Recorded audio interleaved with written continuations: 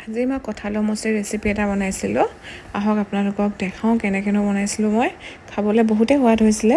প্ৰথমে মই কেৰাহী এখনত তেল অকণমান গৰম কৰি লৈছিলোঁ আৰু তাতে আলুখিনি প্ৰথমে ফ্ৰাই কৰি লৈছোঁ।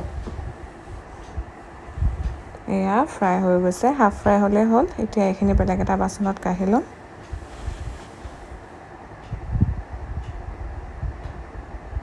আৰু এইখিনি কঁঠালৰ মুচি ডোখৰ ডোখৰকৈ কাটি লৈছোঁ। এইখিনিও এতিয়া তেলত তেনেকৈ ফ্ৰাই কৰি ল'ম।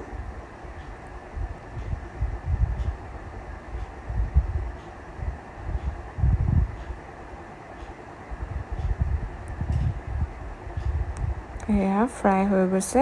এইখিনিও এতিয়া কাঢ়ি ল'ম বেলেগ এটা বাচনত।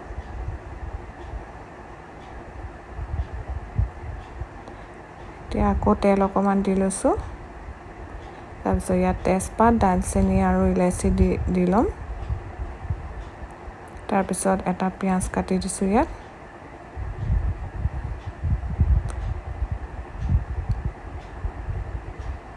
ইয়াত দিছোঁ এতিয়া মছলা। ইয়াত আছে গোটা জিৰা, গোটা ধনিয়া, ড্ৰাই চিলি, তেজপাত, বিলাহী, নহৰু, আদা গোটেইখিনি একেলগে ভাজি লৈ পিনে মিক্সিত পিচি পিনে ইয়াত দি দিছোঁ। এতিয়া দিলোঁ হালধি এচামুচ, ৰেড চিলি পাউডাৰ আৰু এইখিনি দি পিনে ভালদৰে অকণমান লৰাই লৈছোঁ।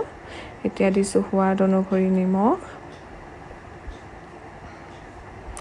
এতিয়া এইখিনি যোনখিনি ফ্ৰাই কৰি থৈছিলোঁ সেইখিনি ইয়াত দি দিছোঁ। এতিয়া কঁঠালৰ মুচি আৰু আলুখিনি। এতিয়া ইয়াত দিছোঁ পানীখিনি দি অলপ সিজিবলৈ দিম আৰু অকণমান শুকাব লাগিব পানীখিনি। বেছি পানী হ'লেও খাই ভাল নালাগে। এয়া পানীটো অলপ শুকাই গ'ল। এয়া আমাৰ তৰকাৰীখন ৰেডি হৈ গৈছে। খাবলৈ বহুতেই সোৱাদ হৈছিলে। আপোনালোকে এবাৰ ঘৰত বনাই চাব। যদি ভাল পায় মোক জনাব। আৰু যদি মোৰ এই ভিডিঅ'টো চাই ভাল পালে তেন্তে শ্বেয়াৰ কৰি দিব আৰু মোৰ পেজটো ফ'ল' কৰি দিব। Thank U.